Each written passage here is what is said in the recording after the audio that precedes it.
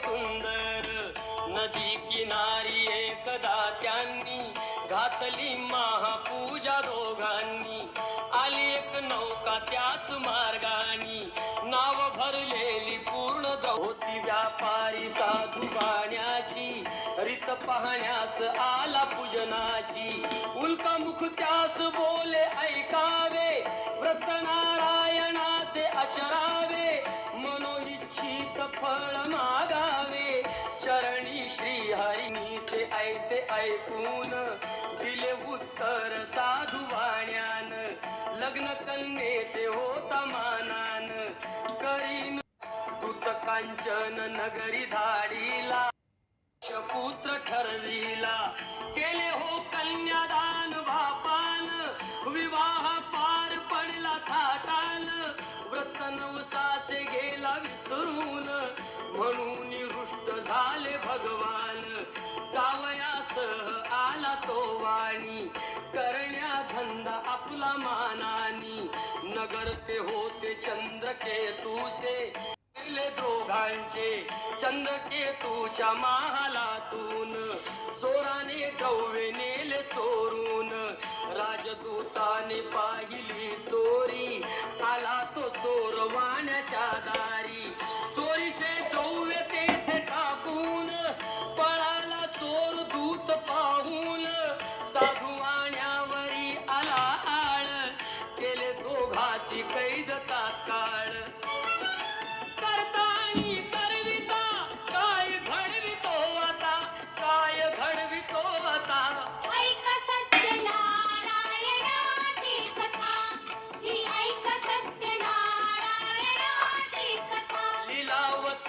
दुःख बहु झाले, घरीही द्रव्य चोरीस गेले.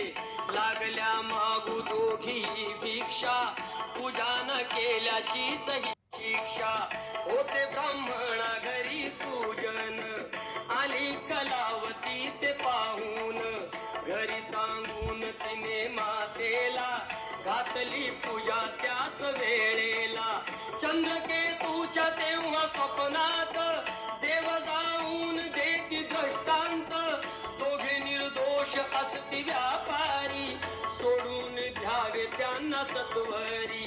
सुटता कैदेतून तो वाणी, निघे भरून नौका चौव्यानी. आली इच्छा तोच देवाची, परीक्षा घेण्या साधू वाण्याची. येऊनी त्यास म्हणती भगवंत, ठेविले काय आहे नौकेत.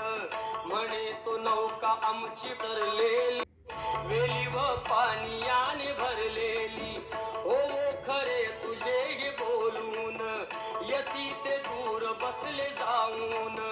द्रव्य गेले व पाने पाहिली, क्षमायतीची त्यांनी मागितली. वेली पानाचे द्रव्य बनवून, दिले यतीने त्यास परतून.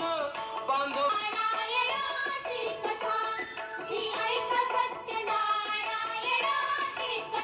आला तो वाणी आपल्या नगरात, जावई राहिला आनंदाची.